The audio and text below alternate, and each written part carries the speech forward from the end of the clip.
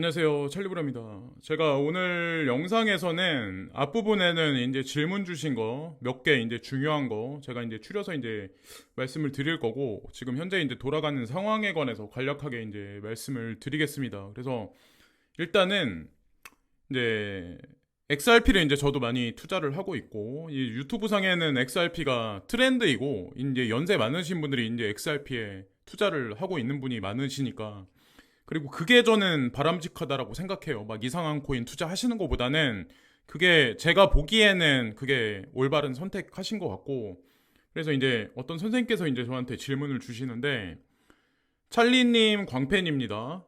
네, 질문이 있습니다. 리플을 2030년까지 가져가도 될까요? 저는 장기로 가져가고 싶습니다. 찰리님은 2025년 12월까지 말씀하시는데 라고 저한테 이제 질문 주셨는데, 제가 이제 2025년 11월까지라고 아마 말씀드렸을 거예요. 2025년 11월까지.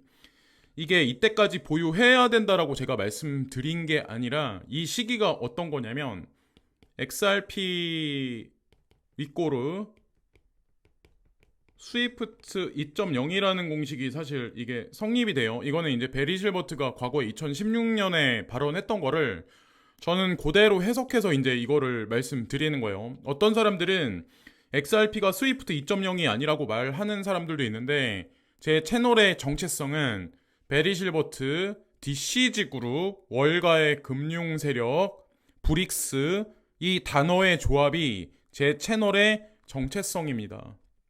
그래서 베리 실버트가 2016년에 이제 몇 가지 코인에 관해서 이제 예언을 했었어요. 그 중에 이제 하나가 이제 XRP가 스위프트 2.0의 중심이라는 얘기를 했었죠. 이 2025년 11월 달이 어떤 시점이냐면, 스위프트 2.0의 완성이 여기입니다. 그거를 제가 말씀드리는 거지, 여기까지만 보유해야 된다라고 제가 말씀드린 건 아니에요. 그리고 글렌 허친스라는 분은 코인 시장에서 끝까지 살아남을 두 가지 코인은 이더리움과 XRP라고 언급을 2018년에 살짝 흘렸었죠. 그래서 그런 관점이지, 뭐 이거를 이때까지만 보유하고 그 다음에 패대기 쳐야 된다, 저는 이제 그렇게 생각 안 하거든요. 상승장은 뭐 2024년에서 2025년 언저리가 뭐 맥시멈일 수도 있지만, 예, 그럴 수도 있지만 그 이후에도 뭐 어찌 될지 누가 알겠어요. 2036. 저는 근데 끝까지 전 가져가려고 하거든요. 중간에 한번 샀다 팔긴 할 거지만, 그래서 그렇게 그냥 자연스럽게, 아직 먼 미래이기 때문에 너무 이걸 너무 확정 지으시기는 좀 이르지 않나라는 생각을 합니다. 어쨌건 올바른 선택 잘 하신 거고, 그리고 이거를 어저께 제가 영상에서 이 FTSE 러셀 지수랑 그레스케일에서 지금 이제 이 상장하기 ETF 상장하기 위해서 준비하는 거에 관해서 간략하게 말씀드렸는데, 그 영상 내에 있는 내용을 보고 이해를 못 하신 것 같아요. 이번에 그레이스케일 ETF 상장 리스트에 ETC 없던데 이유가 뭘까요? 라고. 이 FTSE에 나와 있는 코인들은 개별적으로 ETF 상장을 위해서 준비되어 있는 코인이 아니에요. 뭔가 지금 잘못 알고 계신 것 같은데, 이거는 러셀 지수입니다. 그리고 러셀 지수는 5개의 섹터로 나눠져요. 대표적인 게 이제 통화, 스마트 콘트랙, 뭐 유틸리티, 뭐 해가지고 뭐 이렇게 나눠져요. 그리고 그 각 섹터별로 3, 4개 코인이 아니라 10개의 코인으로 나눠져요. 다시. 그래서 그게 50개의 코인이 있습니다. 요거를 가지고 이거랑 이제 보시면 안 돼요. 그리고 이제 중요한 거는, 제가 이제 어저께 말씀드렸던 코인 말고 다른 코인들도 사실 준비를 하고 있어요. 익명성 코인도 제가 알기로 ETF 준비를 하기 위해서 SEC에다가 보고서를 지금 지속적으로 제출하고 있어서 지금 4단계 진행 중에 3단계에 진행되는 걸로 알고 있는데, 그러니까 제가 항상 말씀드려요. 누군가가 언급을 하면 그게 중심을 잡고 내가 기준점을 잡을 수 있는 게 있어야 되는데, 누가 이 말이 이 말인 것 같고 저 말이 저 말인 것 같으면 투자를 하시면 안 돼요. 투자를 하시면 안 됩니다. 항상 이제 공부를 좀 하시고 찾아보시고, 응? 그 다음에 기준을 잡으셔야지 이 사람이 이 말하면 이 말이 맞는 것 같고 저 사람이 저 말하면 이게 맞는 것 같고 이러시면 안 된다는 거죠. 그래서 이 분별을 하셔가지고 어떤 게 정확한지를 파악을 하셔야 돼요. 이더리움 클래식은 그레이스케일 자산 운용사에서 이거는 확실하게 ETF를 준비를 하고 있어요. 그건 객관적인 자료가 이미 나와 있는 거고 더 이상 할 얘기 가치가 없는 얘기고 제가 이거는 추후에 말씀드리겠다고 제가 자세하게 말씀드리겠다고 예, 언급을 드렸었죠. 그때 이제 보시면 되고 자 걱정하실 필요 없어요. 그리고 상승 시작이요 경제 관점 안 보시나요라고 이제 저한테 질문을 하시는데 이게 어떤 거냐면 이제 중국의 GDP가 이제 얼마 전에 발표가 됐어요. 아시겠지만 먼저 선행해서 근데 이때도 아마 아실 거예요. 2달 동안 중국 GDP 되게 안 좋을 거야. 망할 거야. 이런 얘기 나왔어요. 근데 막상 뚜껑 열어보니까 되게 긍정적으로 나왔죠. 생각보다. 그죠? 근데 어저께는 이제 미국의 GDP가 나왔어요. 그러니까 연말에 경기 침체 올 거야. 되게 안 좋을 거야. 물론 주식시장이 단기적으로 뺀 건 있습니다. 네. 단기적으로 빠진 거는 분명히 있어요. 악재 기사를 막 던지고. 근데 중요한 건 GDP는 되게 생각보다 긍정적으로 4.72 예상치인데 아마 제가 알기로 어저께 4.9%로 나올 건도 알고 있는데 그러면 기존에 한두 달 동안 나왔던 뉴스는 뭘까요? 네. 이 중미에 관해서 이거를 보고 경제가 안 좋을 거라고 우리가 단언해서 100% 판단을 할 수가 있을까요? 이거 보고 판단 못해요. 하다못해 제가 한 가지만 더 말씀드릴까요? 사람들이 이제 그냥 단순하게 아카데믹하게 이제 뭐 여의도 출신 이제 경제 전문가들이 장단기 금리 역전되면은 뭐 경기 침체가 장기화될 거라고 얘기를 하는데 장단기 금리 역전에 관한 것도 아마 제가 알기로 틀어버린 걸로 알고 있는데 그 제가 그랬잖아요. 그냥 뉴스를 보고 1 플러스 1은 2다라고 정답을 내려버리면 여기서 뒤통수를 맞는 시절이 지금의 시점입니다. 상승장의 어떤 그런 프레임은 아직 불씨가 꺼지지 않았어요. 제가 3일 전인가 그런 제가 썸네일에 지금 젖은 장작의 수분기를 말리고 있는 시점이라고 제가 말씀드렸던 것 같아요. 근데 불씨는 꺼지지 않았다. 젖은 장작의 지금 수분기를 말리고 있는 시점이면 그게 뭘 뜻할까요? 지금 연기는 팔팔 나는데 화력은 없어. 지금이 딱 그 시점이에요. 네. 제가 은유적으로 좀 약간 간략하게 표현하면 지금이 딱 그 정도 시점입니다. 사람마다 이제 견해가 다르긴 하겠지만 저는 그렇게 생각을 하고 그리고 미국 변호사 리플 뭐 SEC와의 소송 합의 금액 논의 중일 건 뭐 하여튼 뭐 그래서 뭐 이러잖아요. XRP 같아. 뭐 소송에 걸렸다. 뭐 항소를 당했다. 50% 항소를 뭐 취하했다. 나머지 50%는 뭐 남아있다. 그 다음에 뭐 합의를 한다. 에? 이 계속 막 이러잖아요. 이게 관전 포인트예요. 이게 재미난 거예요. 이거를 가지고 이게 뭐 똥코인이다. 이건 끝났다. 이거는 이제 돈 몇백만 원 가지고 뭐 샀다 팔았다 하면서 오늘은 맞네. 내일은 그러네. 이런 분들이 이제 하는 논리이고 이 친구가 그냥 거대하게 전 세계를 상대로 해서 스위프트 2.0으로 전 세계 중앙은행과 무엇을 도모하는지 거기에 빗대면 사실 이 소송은 말도 안 되는 그냥 시나리오예요. 싸구려 대본밖에 안 돼요. 이게 음모론인 것 같죠. 근데 나중에 보세요. 이 친구의 진짜 저력이 나올 겁니다. 궁극에는. 자, 그리고 테더 CEO가 내년부터 준비금 실시간 공개한다. 뭐 이 얘기가 있었어요. 여기 이제 USDT죠. 코인 시장에서 가장 아마 유동성이 가장 크고 가장 큰 힘을 발휘하는 게 USDT일 거예요. 이거는 어디랑 가까운지는 이거 중국이랑 가까운 거예요.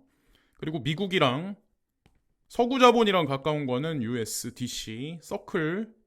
여기에는 이제 피델리티랑 블랙록이 뒤를 또 받쳐주고 있죠. 그리고 그 DCG 베리 실버트가 2015년도 말에 이거를 서클사에 투자를 했어요. 이 USDC는 코인베이스에 들어가는 구조이고 중간에 DCG가 제네시스 트레이닝을 만들고 그것을 통해서 이 USDC를 통해서 이 코인베이스를 조절하고 사실 이 역학관계가 있어요. 성립이 돼요. 근데 지금 현재 이제 뭐 이게 붉어져가지고 지금은 살짝 가라앉았는데 이러면서 이제 FD USD는 바이낸스의 두 번째 BUSD 다음으로 들어갔고 PYUSD는 USDC 말고 또 다른 이제 두 번째 세컨 뭐 스테이블 코인으로 지금 현재 돼 있는 현재 상황인데 어쨌건 스테이블 코인 관련해서는 지금 제가 보기엔 유동성 준비를 하기 위해서 차곡차곡 지금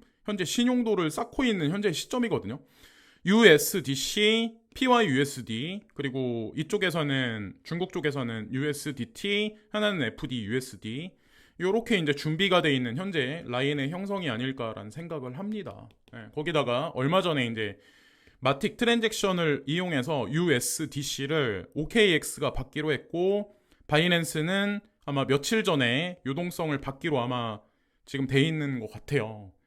그게 다 사실 젖은 장작의 수분기를 빼는 과정 중에 하나가 아닐까. 그리고 그 화력이 들어갔을 때 불씨가 활활 타오르는 어떤 그런 시작점이 되지 않을까라고 이제 저는 생각을 하거든요. 자, 그래서 USDT도 작년에 2022년에는 뭐 사라진다 기사를 보고 그냥 단순하게 생각하시는 분들은 뭐 망한다. 어떤 그게 대중 심리라는 거죠.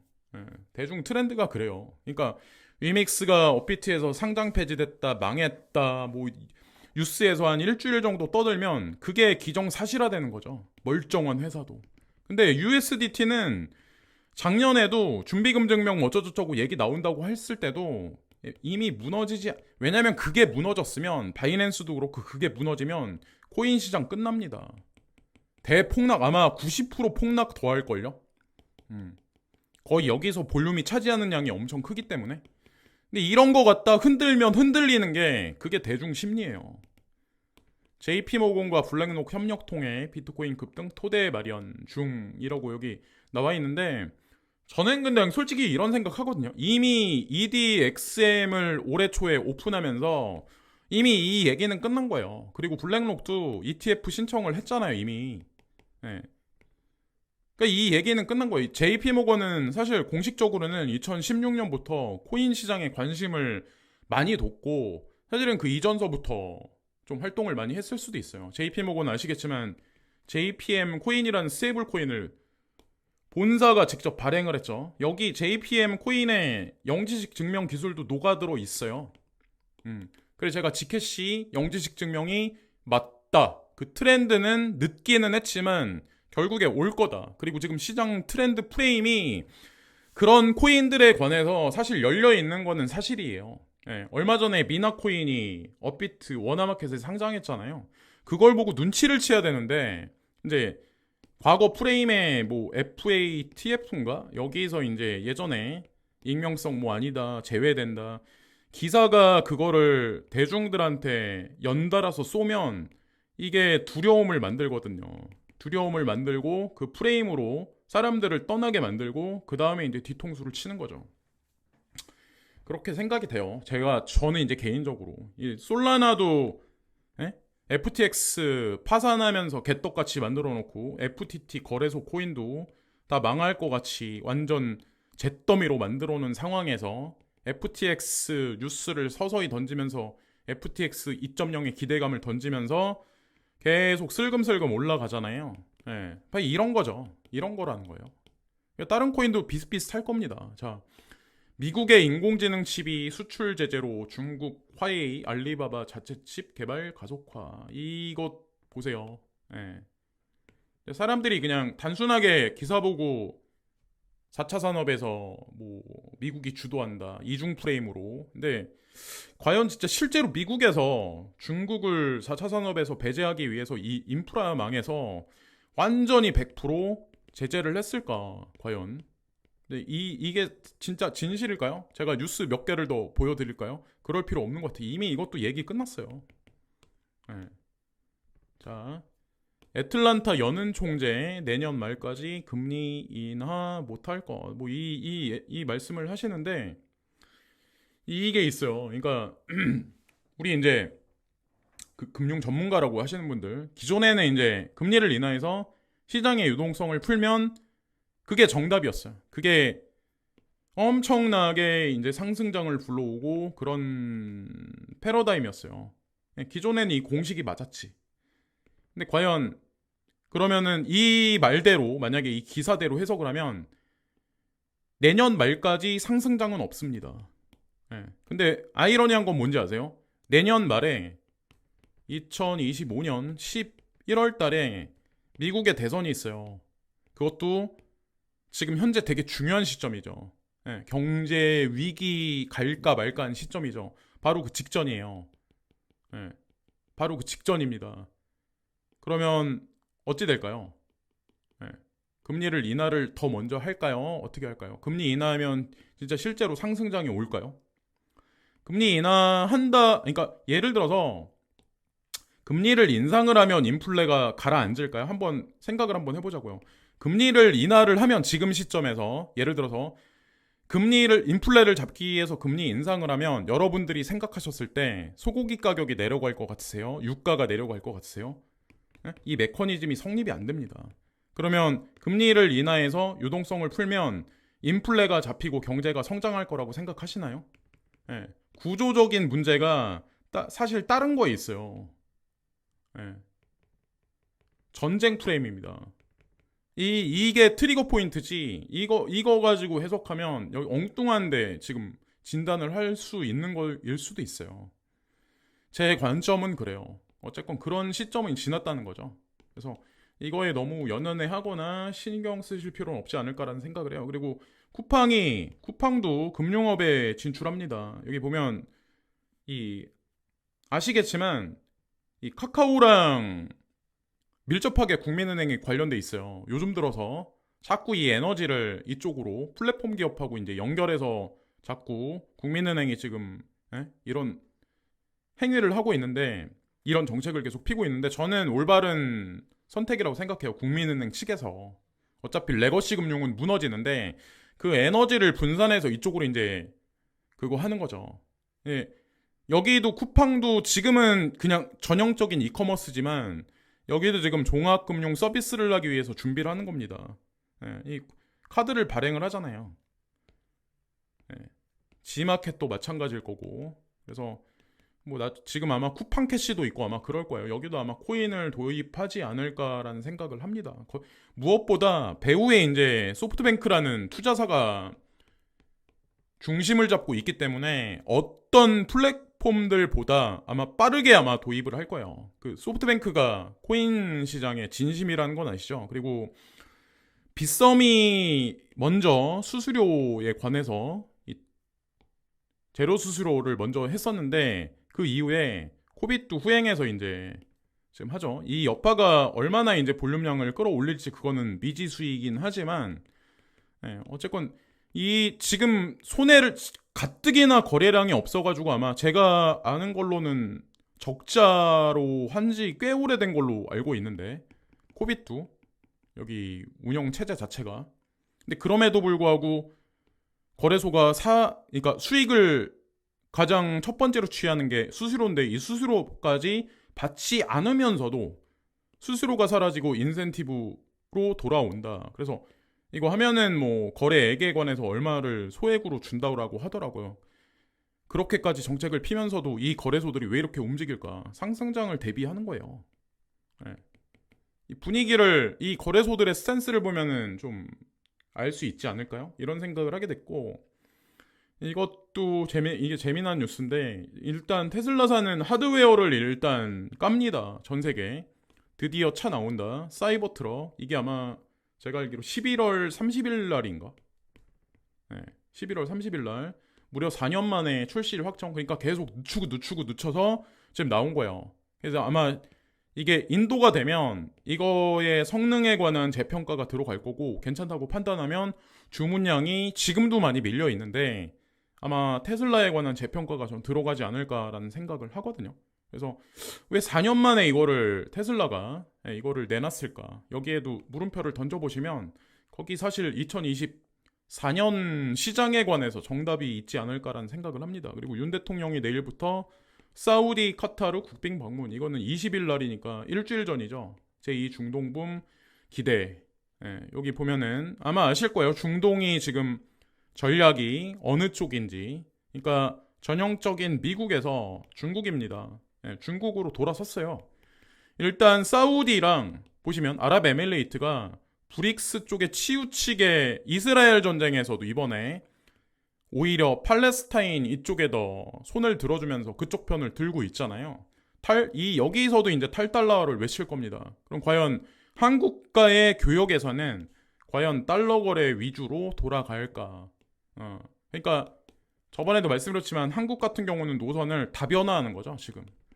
중립, 그러니까 겉에서 봤을 때는 친미인 것 같지만 중립 외교입니다. 얼마 전에 아마 한미일 군사훈련이 아마 있었을 거예요. 그래서 공군훈련이 있었는데 일본 공군기하고 같이 연합작전을 아마 핀 적이 아마 있었을 거예요. 근데 여기에도 사실 페이크가 있어요. 이면에는. 그래서 이것도 좀 약간 그런 관점으로 보시면 어떨까 생각했고, 자, 21일 날 바이든 지상전 연기 예스, 백악관 질문 잘못 들어. 근데 지상군 투입을 하긴 했다라고 하더라고요. 그리고 이렇게 얘기가 나왔던데, 대진격, 뭐 대규모 전쟁 직전이라고 얘기 나왔던데, 여기서 이제 재미난 거죠. 이게 이런 얘기들이. 네. 하여튼 지금 요거 갖다 이제 강한 부정의 프레임이 압도를 하고 있고, 이겁니다. 11월 2일 날이 이때가 아마 미국의 금리 발표일일 거예요. 제가 알기로 바로 그 직전이죠. 딱 지금 사람들 가지고 놀기 딱 좋은 시점이 지금이지 않을까 생각을 하는데, 뉴스를 가지고 뒤통수 치고. 이 마지막에 이제 제가 보여드리는 거는, 이거는 뭐냐면 스위프트 공식 홈페이지거든요. 공식 자료거든요. 스위프트 뭔지 아시죠?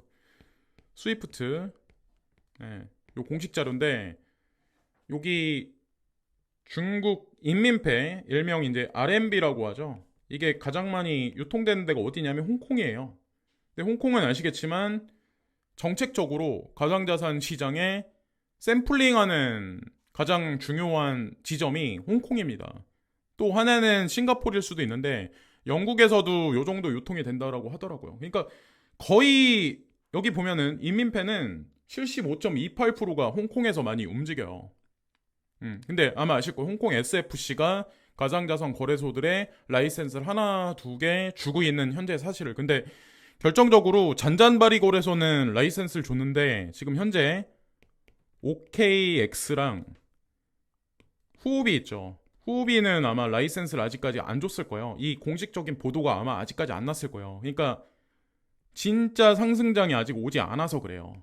결정적인 순간에 아마 이 뉴스가 나오지 않을까라는 생각을 해요. 자, 그래서 이 스위프트 자료 중에 홍콩이 인민폐가 많이 움직인다, 이 얘기가 있었고, 인민폐가 유통되는, 전 세계에서 유통되는 비율이 지속적으로 계속 올 초부터 2월달부터 지금까지 2월달까지만 해도 2.19%였어요. 근데 지금 현재 3.71%예요. 그러니까 아주 천천히 늘려나가는 거예요, 지금 현재 상황이. 근데 이거는 중국의 RMB에 국한된 얘기고, 만약에 인도의 루블이나, 그러니까 인도의 루피나 러시아의 루블이 기축통화가 될 수 없는 건 사실이긴 하지만, 이 브릭스 연합체가 각국 개별적인 브릭스 연합에 있는 국가들의 이 통화 거래에서 달러를 종합적으로 계속 배제시키고 이 비율이 계속 늘어나면 결국에는 이 그림이 무엇을 뜻하는지, 달러는 여기서 트렌드가 상승할 건지 하락할 건지, 이거는 뻔하게 이미 공식적으로 나와 있는 얘기잖아요. 이 위에나가 상승하고 있잖아요. 그러면 이건 중국에 국한된 얘긴데, 그럼 중국 말고 브릭스하고 딸려있는 국가들이 전형적으로 본인의 통화는 늘려나가고, 만약에 이게 장기화된다, 그럼 과연 달러의 지위는 어떻게 될까? 이미 정답은 나와 있다고 생각해요. 지금 현재 어떤 거냐면, 이 RMB가 전 세계 금융마켓에서 이제 무역거래에서 어느 정도 비율로 사용되어지냐, 지금까지도 달러가 84.15%였어요. 15%입니다. 그러니까 거의 대부분이에요. 근데 중요한 게 뭐냐면 가장 최근 자료죠. 옥토버니까 이 유로화를 이 위에나가 앞질릅니다. 예. 근데 이례적이라는 거죠. 그거를 가지고 스위프트가 보고서를 작성해서 근데 사람들이 봤을 땐 야 이게 뭐 상대도 되냐 막 이렇게 그렇게 보겠지만 100년간 달러가 있었던 거를 어떻게 갑자기 뭐 브릭스 공동 통화 뭐 위안화 무슨 뭐 이런 것들이 어떻게 그 자리를 급작스럽게 들어갈 수가 있을까요? 음. 아주 천천히 진행되는 거죠. 달러가 전 세계 기축통화 자리에서 서서히 늘려나갔듯이 이 브릭스 요것도 마찬가지로 아주 천천히 이 그 알콜 램프에 비커를 하나 얹어놓고 가스불을 떼는 게 아니라 알콜 램프 화력 되게 낮은 거 그거 갖다 은근하게 지금 때우고 있는 거죠.